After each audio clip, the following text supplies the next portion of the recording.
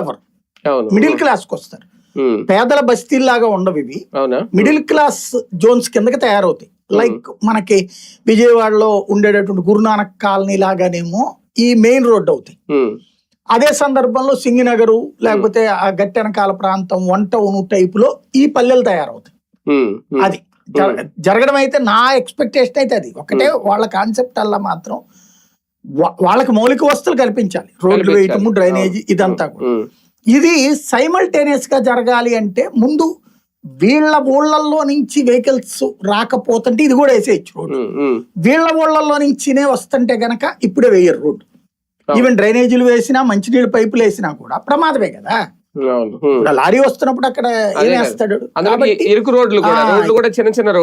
కాబట్టి ఇది పూర్తయిపోయి వాళ్ళ గ్రామాల మీద ఒత్తిడి తగ్గిపోయాక ఇప్పుడు వేసేసారు కదా సీడ్ యాక్సెస్ రోడ్డు, దాంతో పాటు ఇంకొక రోడ్డు ఏదో అవుతాయి అంటున్నారు కదా. రోడ్లు అంటే ఈ గ్రామాలని టచ్ చెయ్యని రోడ్లు వచ్చినప్పుడు ఇక్కడ చెయ్యొచ్చు, అది పూర్తయిపోతే చెయ్యొచ్చు, అప్పటికి దాకా ఆగుతుంది. కానీ ఆ తర్వాత వీళ్ళ అదృష్టం దేని మీద డిపెండ్ అయ్యి ఉందంటే నెక్స్ట్ మళ్ళీ ఈ గవర్నమెంట్ వస్తేనే జరగచ్చు. ప్రభుత్వం మారిందా ఎక్కడ ఆగిపోయి అమరావతిలో పెద్ద పెద్ద కాంట్రాక్టులు నడుస్తాయేమో గానీ అమరావతి గ్రామాల పరిస్థితి ఏంటనేది అదే అనేది.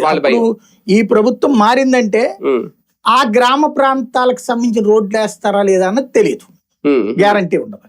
అంటే ఇప్పుడు ఎలా ఉందంటే ఫర్ ఎగ్జాంపుల్ హైదరాబాద్ లో కేర్ హాస్పిటల్ ఉంది, మంచి సిటీ, పక్కనే తాజ్ హోటల్, దాని ఆపోజిట్ రోడ్ లో స్ట్రైట్ గా నడుచుకుంటూ వెళ్ళిపోతే సార్ పక్కా మాస్ కాలనీ, ఇప్పటికీ అలాగే ఉంది. అది నేను కూడా అక్కడ ఉన్నా, ఇప్పటికీ అలాగే ఉంది. ఇక్కడ కూడా సార్ వెంకటపాలెం రోడ్డు మీద వెంకటేశ్వర స్వామి టెంపుల్, మంచి హైవే రోడ్డు, జస్ట్ అక్కడ నుంచి ఎలా వెళ్తే వెంకటపాలెం ఊరు, ఆ ఊర్లోకి వెళ్తే ఇప్పటికీ రోడ్లు అలాగే ఉన్నాయి, ఇప్పటికీ అలాగే ఉన్నాయి. వాళ్ళు అదే అనుకుంటున్నారు అసలు అదంతా అవుతుంది, కానీ అంత పెద్ద దూరం ఏమి ఉండదు, మహా అయితే నడుచుకుంటా కూడా వెళ్ళొచ్చు. దాన్ని పట్టించుకోవట్లేదు వీళ్ళ. ఆల్టర్నేటివ్ రోడ్లు వేసేసుకున్నారు, లారీలన్నీ తిరుగుతున్నాయి. ఇక మా భవిష్యత్తు ఇంతేనా, ఇటువైపు ఎవరో చూడట్లేనే భయం అయితే వాళ్ళల్లో ఉంటది. అంటే తప్పదు కూడా, నేను అంటుంది అందుకని ఈ తరం ఓవర్ ఎక్స్పెక్టేషన్ చేసుకోవద్దు అని చెప్తున్నా.